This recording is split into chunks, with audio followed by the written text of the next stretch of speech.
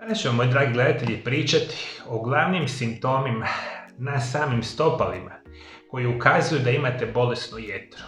U velikom broju slučajeva vi ste sada u velikom riziku da imate bolesnu jetru. Ona se u etapama pogoršava tijekom dugog niza godina i u najvećem broju slučajeva vi suptilne simptome u ranim fazama nećete primijetiti. I tu dolazimo do najgore problema vezanih za bolesnu jetru, jer je jetra enormno bitan organ za naš organizam. I vi kada ignorirate ili ne primijetite simptome, kada osjetite puno goru perspektivu, vjerojatno ste već u uznapredovalnim fazama bolesne ili masne jetre ili ciroze jetre, fibroze, nekada to bude u pitanju i rak jetre. I mi kada govorimo o samoj jetri, ona prije svega filtrira krv koja dolazi iz probavnog trakta. Sudjeluje u skladištenju krvi, omogućava zgrušavanje krvi i razgradnju oštećenih krvnih stanica kako bi se mogli eliminirati. Jedan od najbitnijih funkcija same jetre je stvaranje žuči koje se kasnije stacionira u žučnom mjehuru. Jer žuč je ekstremno bitna za razgradnju onih hrane koje mi konzumiramo. Bjelančevine, ugljikohidrati, masti koje konzumiramo putem namirnica se trebaju razgraditi. Tu veliku ulogu igra žuč koji proizvodi naša sama jetra. Mi kada govorimo o jetri, ona pomaže prije svega u širenju hranjivih sastojaka po tijelu, kroz krvotok i održavanju količine hranjivih sastojaka i opskrbu krvu na optimalnoj razini. Apsolutno je jedna od onih jako bitnih perspektiva za detoksiciranje i uklanjanje otrova iz organizma. Što mi radimo većinu našega života? I slušajte me, ovo je specijalno bitno za osobe koji su prešli 40-50 godina pa nadalje. Jer vi već u međuvremenu imate desetke godina maltretiranje same jetre. I naša jetra jednostavno u ovom modernom načinu života jako teško pati svaki dan. Loša hrana, loše namirnice i puno toga utječe da mi kontinuirano tjeramo jetru da detoksicira velike količine otrova. I upravo iz te perspektive razmišljamo da ona čak razgrađuje i uklanja višak hormona, pohranjuje određene vitamine i minerale, upravlja pretvorbom masti iz vaše hrane i proizvodnju triglicerida i kolesterola. Također komunicira sa drugim organima kao što su žučni mjehur, želudac i slezena, jer prima probavljanje čestice ili toksine i odlučuje što će sa njima naravno napraviti.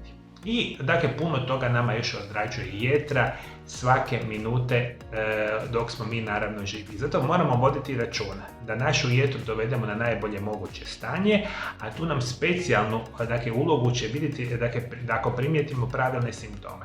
I oni se nama mogu pokazivati bilo gdje u tijelu, međutim specijalni simptomi na vašim stopalima i čak na nogama mogu ukazivati na bolesnu jetru. Prva perspektiva će vam biti crvenkaste ili smeđe mrlje na nogama. Ovo mogu značiti da imate lošu cirkulaciju. Možemo reći da srce pumpa cirkulaciju sve do naših nogu.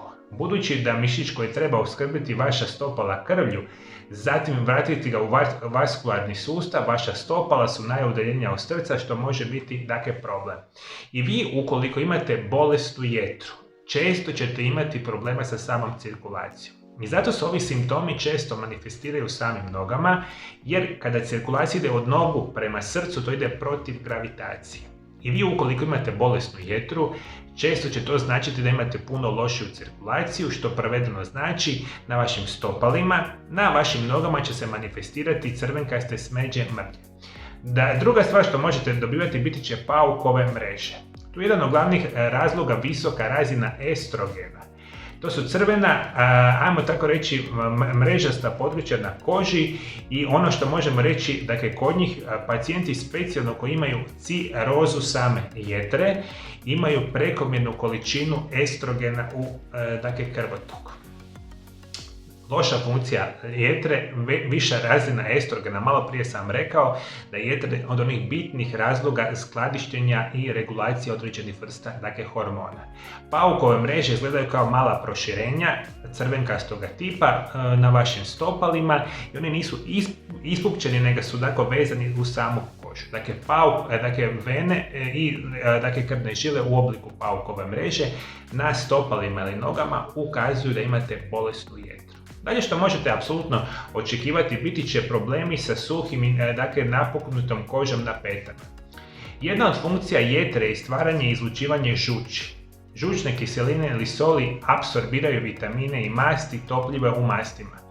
Zapravo vitamine topljive u mastima. Pothranjenost je česta kod osoba sa cirozom, što može značiti da jetra ne može skladiti i apsorbirati vitamine jer je oštećena. I ono što se zapravo događa, vi sa manjkom određenih vrsta vitamina, vi možete, dakle naravno posljedica loše funkcije jetre, imate problema sa suhom kožom i budete čak onako napuhnute, dakle kože specijalno ćete osjetiti na samoj peti. Dakle suha, ispucale pete, suha koža na samim stopalima ukazuje na bolesnu jetru. Jedan od razloga što može biti. Isto tako, dakle, razmišljate određene vrste oteklina. Možemo reći da kod problema sa samom jetrom često imate, dakle, problema sa akumulacijom oteklina u samom nogama. Jedan od onih razloga, rekao sam, loše funkcije jetre, kasnije se to prebacuje na lošu funkciju, dakle, cirkulacije u samom krvotoku. U nama u krvnim žilama, u venama u nogama postoje specijalne vrste ventila. Kada krv ide od nogu gore prema srcu, dakle ona ide u jednom intervalu prema gore, imamo specijalne vrste ventila koji se otvaraju i kada krv ode prema gore se zatvaraju. Kod posljedica loše funkcioniranja jetre, često ovi ventili ne rade kako treba. Vaše stijenke krvnih žila su često problematične i vi onda imate problema sa otečenim, dakle, nogama. Dakle, često ćete imati otečena stopala, čak ćete moći onako staviti prst u stopala i osjetit ćete kako propadne prst u samu oteklinu, može značiti da imate problema sa bolesnom jetrom. Isto tako, dakle, razmišljate da određeni broj osoba će imati gljivične infekcije. To može biti uzrokovano rastom kandide, dakle gljivice koje se prirodno nalazi u našem tijelu. A ono što možemo, dakle, reći, jedan od, dakle, situacija kako naša jetra radi, biti će detoksikacije i uništavanje toksina i otrova. Naša jetra, ako ne radi kako treba, često naše tijelo dovodi u stanje kada ne može deaktivirati, recimo, gljivice, bakterije i viruse, jer smo u problematičnoj perspektivi. I puno puta kada imate problema sa dakle, bolesnom jetrom, imate često infekcije kandida, dakle, samim gljivicama. I to zapravo se znači da često se pojačava posljedica bolesne jetre. Isto tako, periferna neuropatija je povezana sa bolesti samom jetre, što morate itekako, dakle, voditi računa. Dakle, postoji veliki problem ukoliko imate bolesnu jetru, da ćete imati oštećene i živce u vašim nogama i stopalima. I to je nešto što mi u medicini nazivamo periferna neuropatija. Jako veliki bolovi u stopalima, nogama, osjećaj trnjenja, žarenja, peckanja, slabosti koje putuje u noge, u stopala, može biti, dakle, pod problemom i zapravo uzrokovanom bolesti samom jetre. Ajde, molim vas, vodite mi računa o tome. I još dvije perspektive su jako bitne. Jedna nam je svrbež stopala ili pruritus. Možemo reći u studiji obavljenoj u Američkoj nacionalnoj medicinskoj knjižnici, istraživanjima kronične jetre pokazali su da jedan od simptoma je upravo svrbež samoga stopala. Možemo reći, prema teoriji, žučne soli se skupljaju ispod vaše kože, dajući vam, dakle, osjećaj svrbeža, što je, dakle, eto, jako bitno za reći. Dakle, mogu vas svrbiti sama stopala, može biti posljedica bolesne jetre. I zadnju stvar što ću vam reći. Enormno nakupljanje otrova u vašem organizmu, kako naša jetra to ne detoksicira, imamo naravno perspektivu vezanu sa enormnom količinom, ajmo tako reći, neugodnog mirisa u vašim stopalima. I vi ako osjetite da vaša stopala neugodno zaudaraju na amonijak ili čak, recimo, kao pokvarena jaja i slično, može govoriti da naše tijelo izbacuje toksine i to se specijalno vidi u vašim stopalima. Ti otrovi, toksini negdje moraju izaći jer su u našemu tijelu manifestiraju prema prekolikoj količini i puno puta se to događa na stopalima. Dakle, znojna stopala, pa ima onaj izuzetno neugodan miris, može ukazivati na bolesnu jetru. I ovo su neki od onih najučestalijih simptoma na vašim stopalima i nogama koji će ukazivati da imate bolesnu jetru. Naravno da se ovi simptomi mogu povezivati sa nekakvim drugim bolestima i oboljenjama.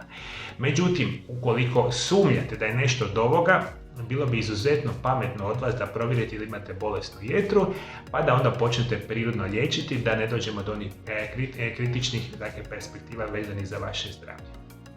Svi moji dragi gledatelji, da li vi imate bolesnu jetru?